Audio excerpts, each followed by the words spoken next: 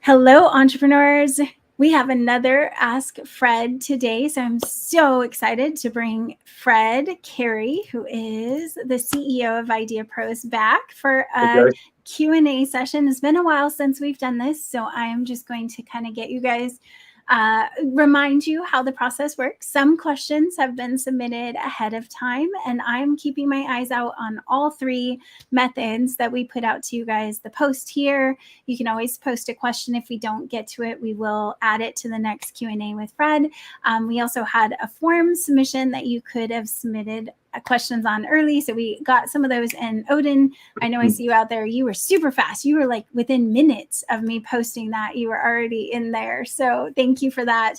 And then the last one was text. So as you got the notifications, you could reply to the text and we can add those questions. So you can use any one of those methods to get questions to us, but we're going to dive in and cover as many as we can. If you're watching with us live, hashtag live, you know how this works. I see so many of you out there, hashtag live or replay, so we know when you're catching us.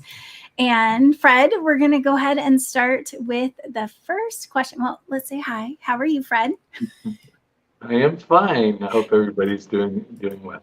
Good. Excellent. Well, we have a lot of people who are already watching. So the first question that we have from the audience, Hubert asks, I have an idea. What's my first step? I think everyone kind of has to start where that same place, right? Yeah. And see if Alejandro was able to get on, because she was saying there were some problems with the system. So hopefully it's not happening to everybody. So I think we have a lot of people that are right there. So you guys can give us a thumb up in the chat if you're seeing us fine. Everything's all good. Okay. Awesome. So, you know, the first step is something that I've struggled with for the last 4 years while we've been trying to help entrepreneurs.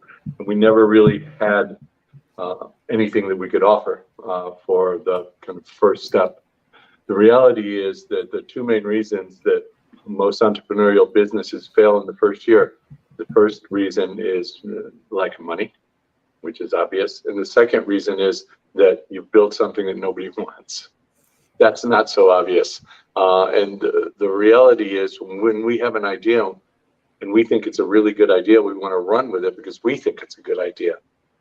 We're not the one that's going to buy whatever that idea is. Everybody else besides us is going to buy it. Your mom's not going to buy it. Your friends aren't going to buy it. All those people you go out and have a barbecue with on the weekend that say that's an awesome idea, they're probably not going to buy it either. You need to find the people that are going to buy whatever that idea becomes. And it took me about 3 years to put together a program to help people that really are not suitable to partner with us. Partnering with us is, we've had over 100,000 applications. We've accepted 400 deals, and the partner needs to contribute quite a bit of money in order to build their business out. Not everybody has that. Instead, people waste a lot of money with their first idea by running to go get it patented or go get all these sketches or have it engineered to go see an app company. The first thing you need to find out is whether or not the idea you have is something that can turn into a business that will make you money and that people will really want. And there's a couple of ways to do that. One is internal now because I put together a solution, but otherwise you got to go out and research. We actually put together a package at IdeaPros. It's somewhere around $1,000, and for that package, we do a complete analysis, like market size, market growth, competitive analysis, who they are, what their weak points are, where you can play in that marketplace, who the ideal customer is, how you reach that customer, and how to put together a pitch deck to go out and get the capital that you need to turn that idea into something that is feasible. That's something people don't do. And now you have an opportunity to do it through us. We have an automated system that does all that, or do it on your own. And go out. There are different areas where you can go out and get research reports. If you don't understand, well, think of it this way. You're going to go play a football game. You're the head coach of an NFL team. You're going out. You don't know what the rules are. You don't know the competition. You don't know how many points get scored. You don't know what you're playing for. You don't even know what players you have. and you don't know how strong the players on the other side are. That's how we as entrepreneurs go to market. Typically, we go to market the same way that that completely unprepared coach in an NFL game would go just before they got slaughtered. So do your homework. You got to understand there's plenty of data out there. And again, for around $1,000, you can save yourself $500,000 by doing something like that. And by the way, we also have entrepreneurship mentoring courses available too that you can do as part of the package. That's a couple of $100, and that will teach you probably about 5 years worth of business school in a couple of weeks. So if you're an entrepreneur, if you have an idea, if you want to be an entrepreneur and you want to get started, do the homework either on your own, or you can take advantage of these things we put in to be able to help the other 100,000 people that applied to us, minus the 400 that we partnered with. So yeah, absolutely. Do your homework. Absolutely. And our audience knows that we give a lot of free information. So if you go to that page, but you're not ready to do anything else, at least you can get Fred's webinar and the ebook. So definitely go there and you got those free resources. And that's what we're here for, to provide you guys with that information. And that package, I know you mentioned it's automated. It's not like it's automated and it's just going to spit out to you. It's easy for you to go ahead and buy it, definitely. But there is thought, there's deeper, there's research going into it. It's not just spitting out to you. So definitely didn't want anyone to misunderstand that for sure. No, so I mean, it's automated in the sense that they can go in and sign up for it. But there's obviously work that's being done in the background. We don't have analysis for every potential business you could want to start. And trust me, with 100,000 applications, I've seen every kind of business you can imagine. Awesome. Well, speaking of that, I know we have questions around, let me get my question list. What's the best approach, the best way to approach licensing for a product, especially if you have a limited budget? Because this is a two-part question, and I appreciate, Odin, this is really good. I'm going to let Fred answer the first part, which is how do you approach it? Give me both, because I usually step all over things. All right. So can you do pre-sales while licensing? And how do you not mess it up? It's a good thing that you gave me both. All right. The very first thing, you're not going to license a product if you don't have intellectual property protection, right? Nobody is going to license your wonderful widget if you don't have a patent or you haven't applied for a patent. This is one of those cases where I say, hey, don't go out and get a patent until you know what you're doing with your business, but you cannot get a licensing deal, or it is extraordinarily rare that you would get a licensing deal without having a patent or a patent pending. Even a provisional patent will give you some protection. Why?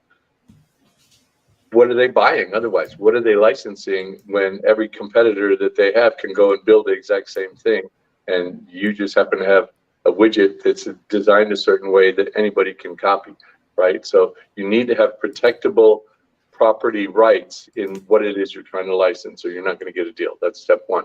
Number two, pre-sales. Awesome. What better way than go to a licensing or a company that you want to license a product and say, hey, I have my new golden widget here. I don't have the budget to really run it. I did some pre-sales. I have 50,000 emails of people that want this thing. Would you like to license it? That's a lot more powerful, because you're showing somebody that there's a demand. And if you can show somebody that is a licensee that there is a demand for the product you want to license to them, then that makes your job easier. It's not going to mess things up. It's going to enhance the presentation that you're going to make. Wonderful. Great question, Odin. And now we have a question from... Wait. I want to add to that. Okay. The other place where you can mess it up is if you don't know the pricing. You have to find a manufacturer. You have to know what the unit costs are. You need to be able to go in there and say, hey, look, I'm sure you guys can get a better deal because you're this big company. You may manufacture it yourself, but so far, this is what I found. We have a manufacturer here. This is the minimum order quantity. This is what the units are going to cost. And this is what I think we can sell the units for. You should have as much knowledge as you can get from one of the research reports that we give to make sure that you understand the market and you're not just some inventor that came around with something that they think is a good idea, but hasn't haven't really thought through the business mechanics of it. Perfect. Awesome. All right. So the next question I actually have on the screen, so I'm going to put this one. What kind of funding is used for development, and what's the expected return? And where would you go for that kind of funding? Well, that's a broad question. Are we developing toothbrushes? Are we developing an app? Are we developing the next supercar? Right. So the amount of funding that you're going to need, or by the way, are you a multimillionaire that may not need anybody else's money? So the amount of funding that we need depends on two critical components. One, our own personal capabilities and our immediate network's capabilities, and the complexity of what it is you're building.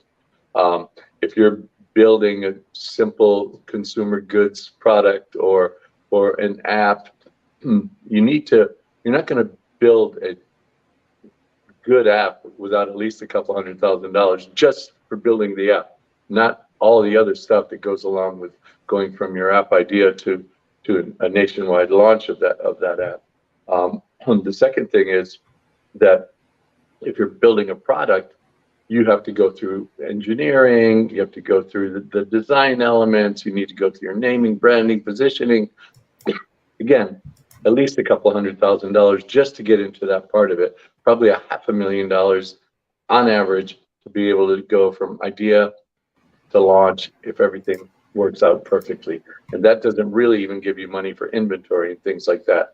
So how do you get the money early on? Number one, if you have a pedigree, it makes it a lot easier. If you were Elon Musk's right-hand man or woman, then a lot of doors will open for you.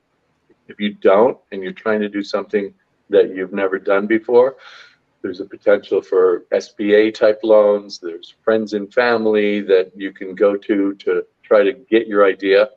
But again, the more knowledge you are, the more you come off as the expert, the more money you're going to be able to raise, and the easier you're going to be able to raise that money. So what is that dollar amount? I don't know, because there's so many variables on that dollar amount. But if you can get ready and have a first round of maybe $100,000 or so to get you started, you can certainly get along the way. And then when you get to the point where you've gone through some development, you've gone through proof of concept, you have a website, you have a name, you're able to pitch your idea, then you can go out and maybe raise another 100, 250,000. You're going to need that kind of money to really get started when you first are ready to launch. So always looking for money. That's what you have to do as an entrepreneur. It's a forever thing. You just always will. Right. We do have a lot of blogs on our website around that fundraising topic. So we have crowdfunding articles on crowdfunding. We have raising capital made easy. There's tons of ways for you to use the resources. You can go to IdeaPros.com/blog and search for funding in there, and you'll find the topics that we have. And we just keep adding to them as we do these shows. And then Fred's wisdom always gets dispersed as we get new videos with him. So if funding is your concern, which it might be, go there. There's also pitch decks. We have tons of information about pitch decks and how to communicate when you're in that funding process too. Yeah. And by the way, if you are looking to go the crowdfunding route, the physical product crowdfunding, it's beautiful because people give you money for you to be able to pay the manufacturer to make the product. So that's a wonderful thing. But even then, you need to go and have money to spend on advertising and have money spent on a legitimate marketing agency that can help you. So even then, you're going to need $50,000 or more to get started just on that part of it. So money's the name of the game. I've had a couple of people on Trustpilot on reviews lately that one guy gave us a 3-star review because he said, wow, people won't just take my idea. This is kind of a ripoff. You need money to do something with your idea. Yep. In the real world, nobody cares about you. Nobody cares about me. And it takes money to start making that wheel turn. So if you want to be an entrepreneur and you have a good idea, either get money, second mortgage, sell your car, sell your children, whatever it is that you need to do.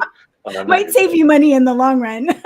Yeah, that would definitely save you money, but not your children. But every single business that I started, I went out and did what I needed to do to get the money I needed. In fact, I had a call this morning at 9 a.m. with a company in Switzerland that's going to work with us, that really have an awesome product.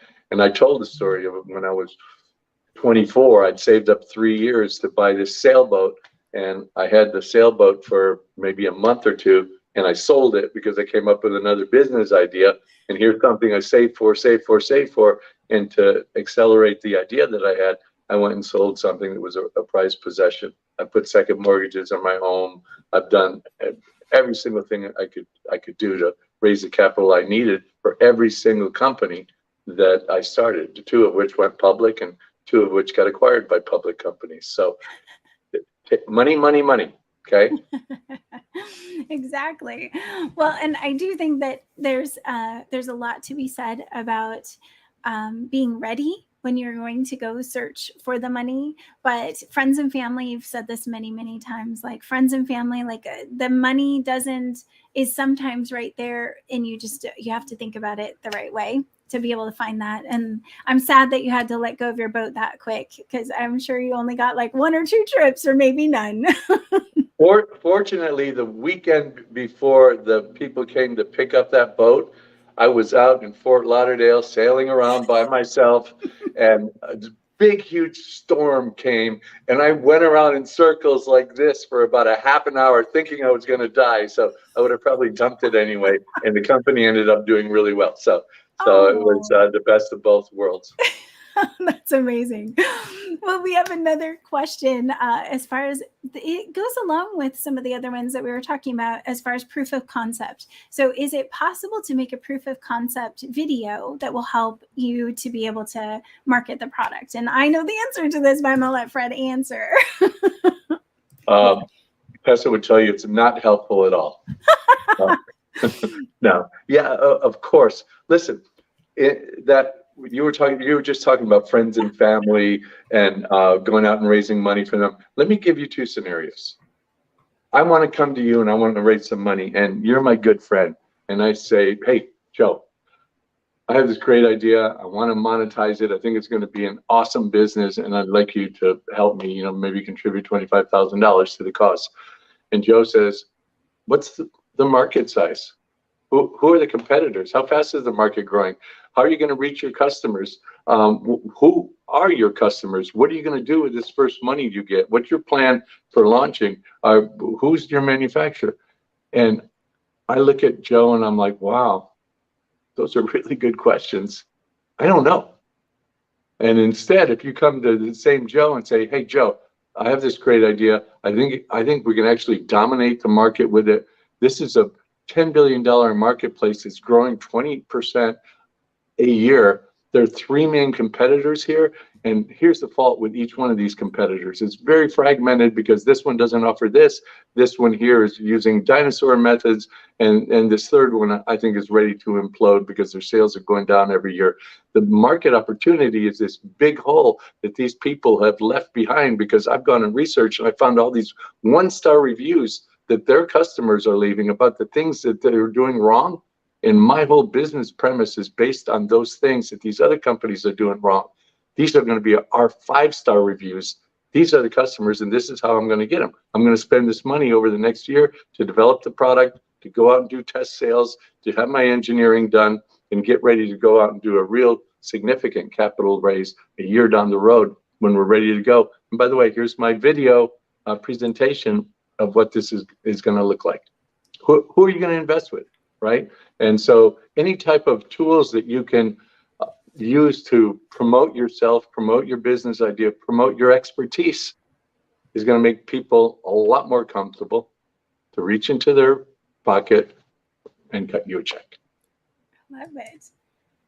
That's perfect. Well, that's awesome. I know Aziza was our good friend Aziza, who is over at Raw Beauty Co. and actually has her product out there now. She's they're the most amazing product too by IdeaPros, or in conjunction with IdeaPros, I should say. But she did say that there's some special money that you can find, grant money. There might be local, especially for minority or women-owned businesses like Aziza got. It's getting creative with what you're looking for. And I also saw a chat over there, about the ideas, and maybe you have an idea and you just want to sell the idea. And we talked about this a little bit before, but you really do have to put your money where your mouth is and research and be confident that you can make that actually a real product. So Yeah. thank you, Aziza. And by the way, hey, Aziza, call me next week. Okay, let's get together. I want to talk with you. But as far as grants are concerned, yeah, there are a whole bunch of grants. You know what's amazing about a grant? You know? I know. You don't have to pay it back. Right. There's no equity. It's not debt. It's a grant. The government is giving you money to do something that they find interesting. So there has to be that element to it that would attract government money. And there's all sorts of different groups within the government that provide grants. In fact, there are grants, educational grants from universities and things like that. So not just government. We actually have a strategic partnership with a grant company. And if you're interested in something like that, whether you're a partner of us or not. Oh, it's even easier. You can text that number with Grant and we'll send you the information about that. So you guys can text to that number. Just text Grant if you would like information. We may flush it out. We may flush it out a little bit first because I don't want to send, the next somebody who's inventing the next universe over to our partner. Oh, no. This is just to the resource. So that will give you the link to the resource where you can not our contact's direct number. If you think you've got a really good, you have a really good opportunity, you can message our IdeaPros page if there's questions that you have. But if you text this number with Grant, it's just going to send our resource link. We have a video that we did, and it talks about what the tool is and how you can go. You can actually start that grant process yourself. So definitely check that out. I know we got a couple more. Thanks, Aziza. Good point. Yes, excellent. Thank you for that.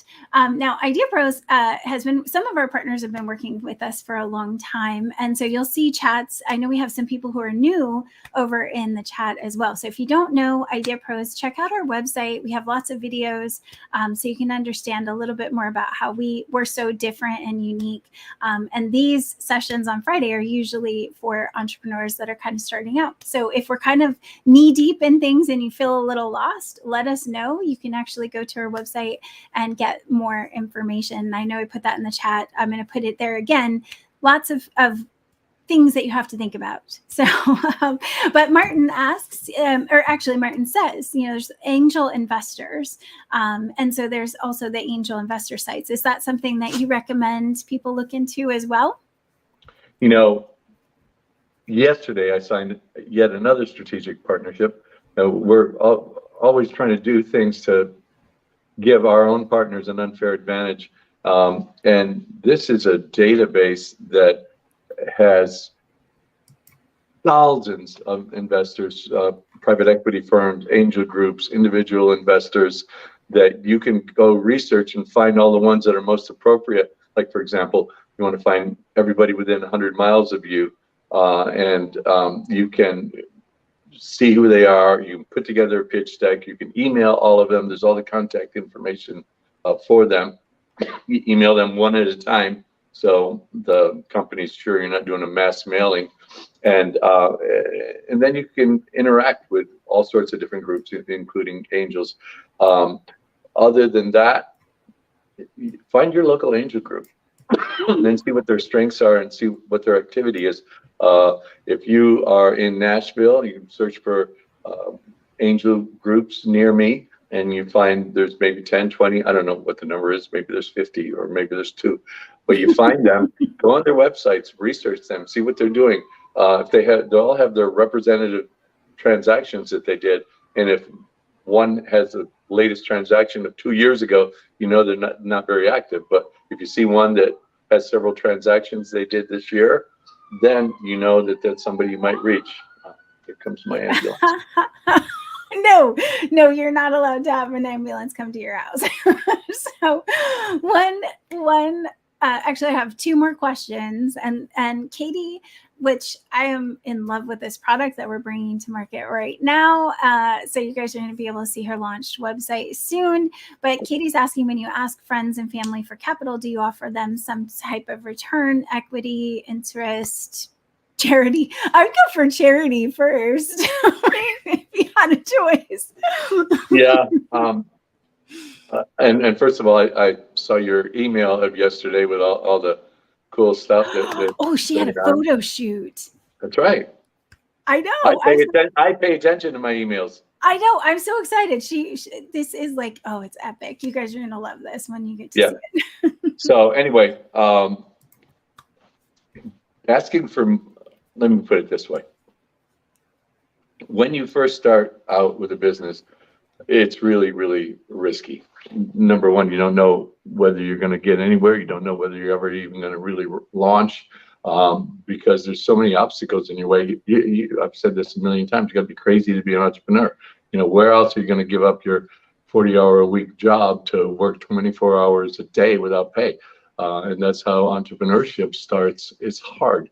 And so when you go to get capital, you have to measure your risk tolerance, which is already off the charts. If you're an entrepreneur, you have to be tolerant of a lot of risk, or forget doing that. Go back to work and stop watching the show. But if I can get somebody to take some equity in something that I'm just starting, that's better for me. I'm giving up a little piece of my company, yes.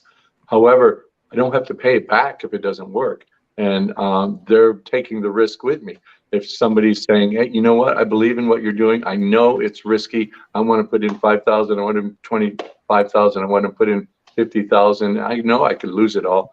And you tell them as well, hey, you're taking this ride with me. I think we got something really good here. We have really great partners. It's testing out amazing. Here's my video showing how it works. This is how we're going to penetrate the market. But we could lose. And I don't want your money if you don't really understand that. So if you can get somebody to come in that way with equity, and you're giving up 10% of your company, 20% of your company, and you're getting them money that you need to make your company worth something, right? Because 100% of zero is zero. Then it's best to do it with equity.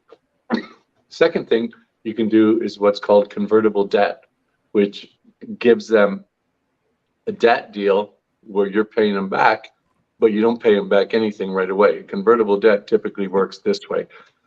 I'm going to charge you 10% interest, 8% interest, and you owe me in a year. And in that year, I have a right to convert my debt into equity. What does that do? That gives you a year without having to make any payments. It gives you a year to prove yourself up, and it gives that investor an ability to see a year down the road, gee, was full of shit. I hadn't gotten anywhere. I just want my money back. Or, wow, this is really going someplace. I'm going to convert my debt into equity.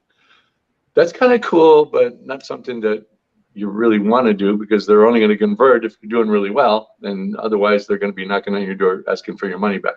And the other is straight debt.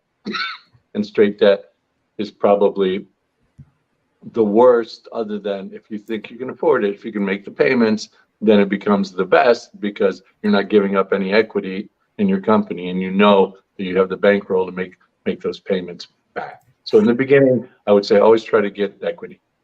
Gotcha.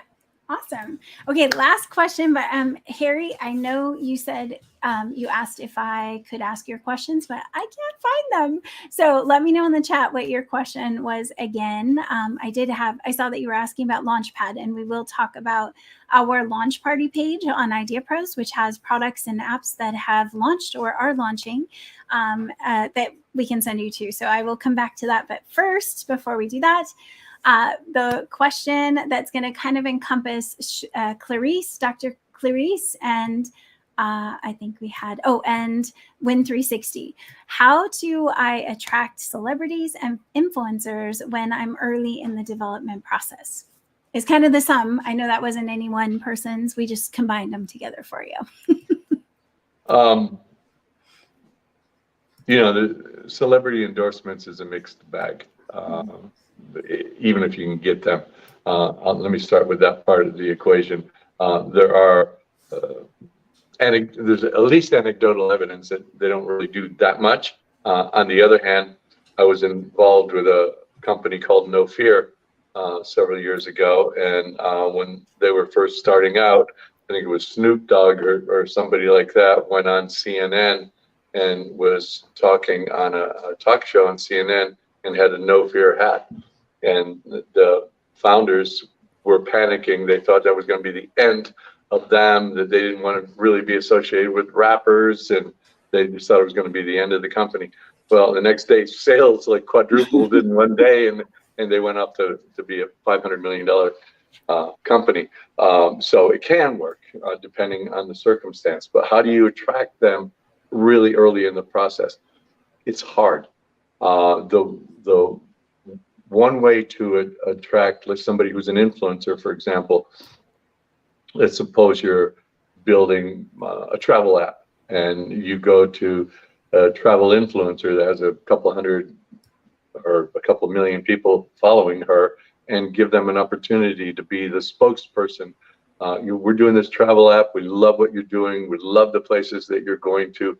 I want to give you an ownership interest in it. And while you're posting about the things that you're already doing, let's add that type of content into the travel app as well. And you can help us grow it.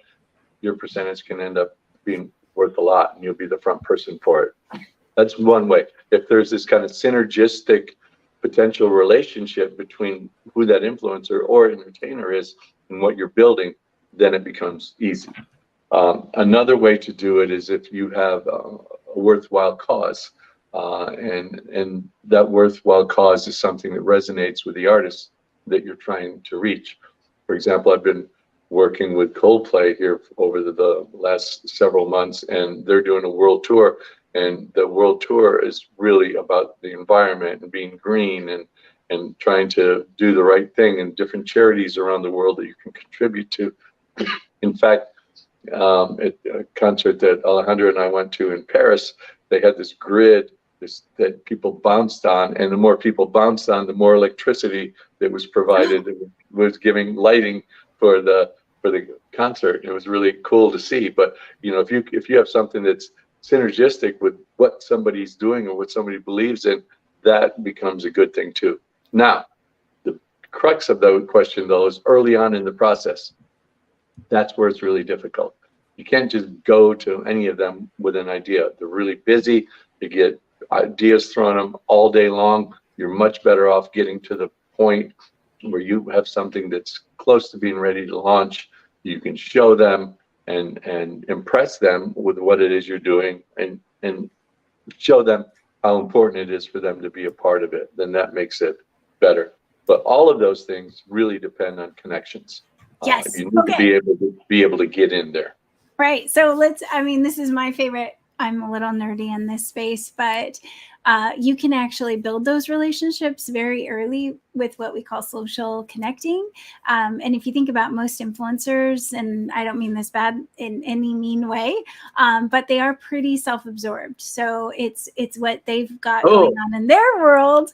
Sorry, influencers. I'm just saying they are more concerned about what they're doing. So take a moment to follow their content, to, I know all of our partners, and we have a show about this too on our regular blog page, but social connecting to me is a 3-week project where you're doing this day after day after day for 30 minutes a day, and you're building a relationship, because you are going to start showing up as one of the top fans. You're going to start showing up as someone who's liked something, and they see that. Fred knows he's an influencer. You see in the back end when people are liking things or commenting on stories, and so you can build a relationship even without your business at all. Just think of yourself as your target audience, and those people that you want to have as influencers are going to be attractive to that target audience. So, we have a whole show on it, so I will put it in the chat after.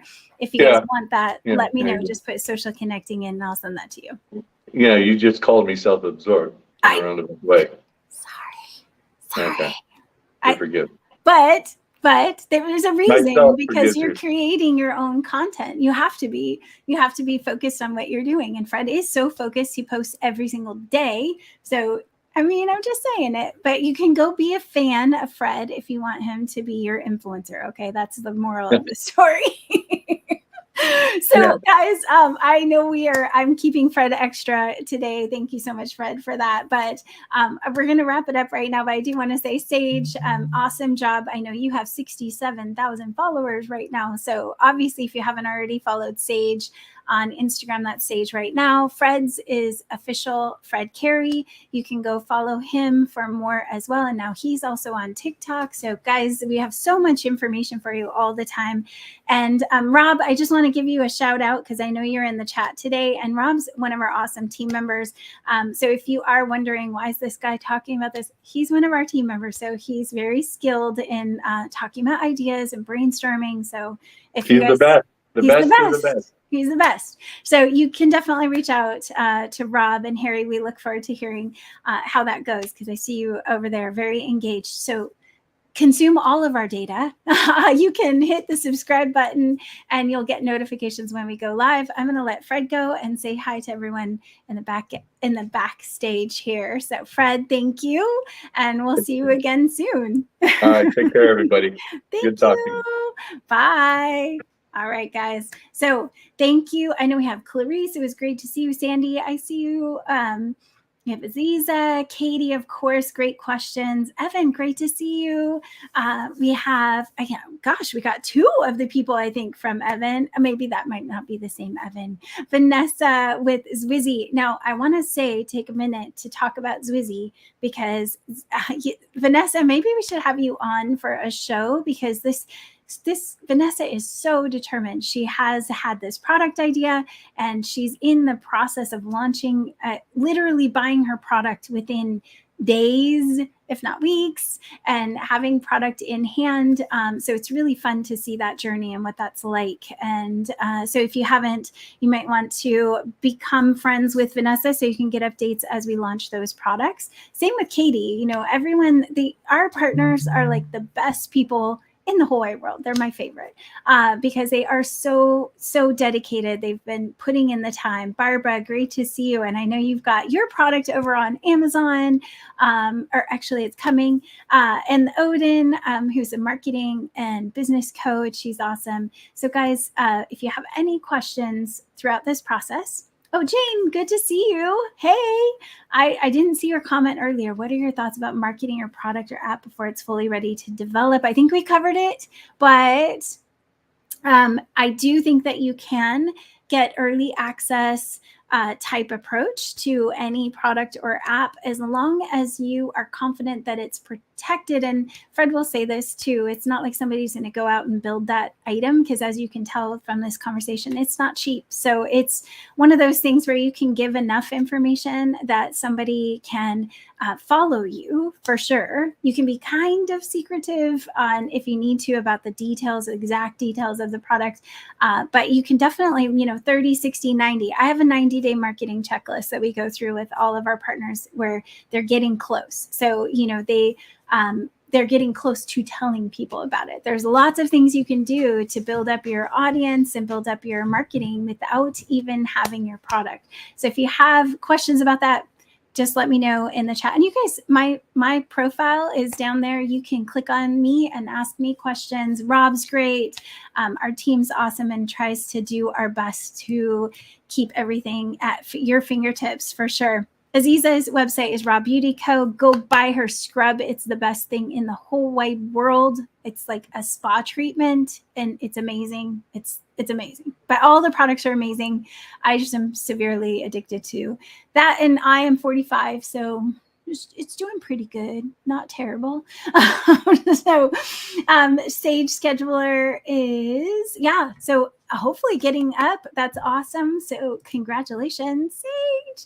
We have a lot of products and apps that are launching right now. So again, ideapros.com/launch-party. I'll put it in for you guys right now.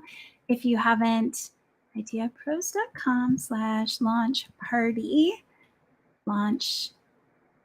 I'll give it to you guys. There we go. I'm going to put it in the chat for you. I love the little confetti. So you should go to the page just because it's going to make you laugh. There's confetti that falls when you go to that page, but that has products and apps that we have. Some are early access, some are buy now. We have Flawless Intimate Things, Squeeze, all these products that you can actually go get. And I think, I had Squeeze right here because I love this product and I moved it. But I used it for moving the giant bottle of Dawn into my upside down squeezy one. And I swear it was 10 times faster. Hands down, it was this little tiny trickle if I was doing, even when I was squeezing it. So definitely Squeeze is a good one to grab. You can go over to that launch party page and check out products and apps that have launched or are in that early access phase. So thank you guys. I will see you all next Friday at noon Pacific time. If you have any questions, you let us know. Hit the bell so you get reminders, or you can click on the link in this post that will sign you up for our reminders. And we'll see you guys. Oh, we have a newsletter coming out too, which will have some featured partners and products and apps that's for everyone that we will get out to you guys so you can check out some things that are in the process of coming to life right now. All right, we'll see y'all next week. Have a blessed week. Bye.